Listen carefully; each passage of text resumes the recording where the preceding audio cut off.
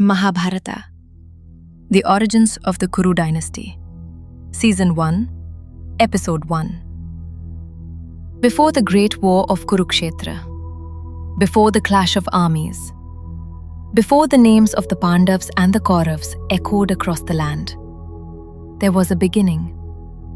Not a beginning of war, but a beginning of choice. Because the Mahabharata is not only the story of a battlefield, it is the story of a family and the quiet decisions that shaped destiny long before the first arrow was ever raised. This is the story of the origins of the Kuru Dynasty. In ancient times, the land of Bharatvarsha was vast and alive. Forests breathed with life. Rivers carried memory. Mountains stood as silent witnesses to the passing of ages. Kings ruled the land, but they did not rule alone. Every throne stood beside wisdom. Rajas governed kingdoms. Rishis guarded Dharma. A king was expected to protect his people. A rishi was expected to protect truth. And between them, the world remained in balance. In this age, lineage mattered deeply. Because a king's actions did not end with his own life. They flowed forward into sons yet unborn, into generations yet unseen. It was in this sacred age that a powerful ruler named King Yayati was born. King Yayati belonged to the Lunar Dynasty, a line known for ambition, intelligence, and desire. Yayati was admired for his strength, respected for his authority, and feared for his will. He was a king who wanted more than power. He wanted fulfillment. Yayati married Devayani, the daughter of the great rishi Shukracharya. Through this marriage, Yayati gained spiritual protection, the guidance of one of the greatest sages of his time, and the respect of many kingdoms. For a while, all seemed well. But desire has a way of quietly asking for more. Yayati also married Sharmishta, a princess, and the close companion of Devayani. This choice was made in secrecy, without wisdom, without restraint. And with it, a quiet imbalance entered his life. When Devayani discovered the truth, her world shattered. Not only had her trust been broken, but Dharma itself had been ignored. She went to her father, Rishi Shukracharya. The great sage listened, and his anger was not loud, but it was absolute. Because when Dharma is violated by those in power, the consequences do not come gently. Shukracharya placed a curse upon King Yayati. Not death, not exile, but something far more cruel.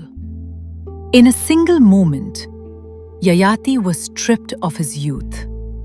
His hair turned white, his body weakened, his strength faded. And yet, his desires remained unchanged. Yayati looked at himself and saw a body that could no longer follow the mind. The king was broken. He begged Shukracharya for mercy, for release. The sage listened once more, and then he spoke. The curse could not be undone, but it could be transferred. If one of Yayati's sons willingly accepted old age in his place, Yayati could reclaim his youth. The choice was placed, not in the hands of a sage, but in the hearts of sons. King Yayati summoned his children. They stood before him, young, strong, full of life. One by one, he asked them to bear his burden, and one by one, they refused. Not with cruelty, not with hatred, but with fear. They saw before them a life of weakness, a future stolen before it had begun. And they turned away. This was not evil. It was human. Finally, Yayati turned to his youngest son. His name was Puru. Puru stepped forward. There was no hesitation, no argument, no delay. He did not speak of reward. He did not ask for power. He accepted his father's old age, as if it were his own duty. In that moment, something ancient shifted. The exchange was made. The choice was sealed. And with that act, the course of fate was set. Yayati regained his youth. Strength returned to his body. Desire returned to his heart. For many years afterward, he returned to pleasure, to indulgence, to the world he had nearly lost. But time has its own lessons. Slowly, the king began to see. No desire was ever satisfied for long. No pleasure was ever complete. And one day, Yayati understood. Youth without restraint is emptiness. Far from the throne, the weight of that choice was carried. A son bore the years meant for another. A son chose responsibility over desire, dharma over youth, sacrifice over self. In silence, the true cost of the exchange was paid. At last, Yayati turned away from indulgence.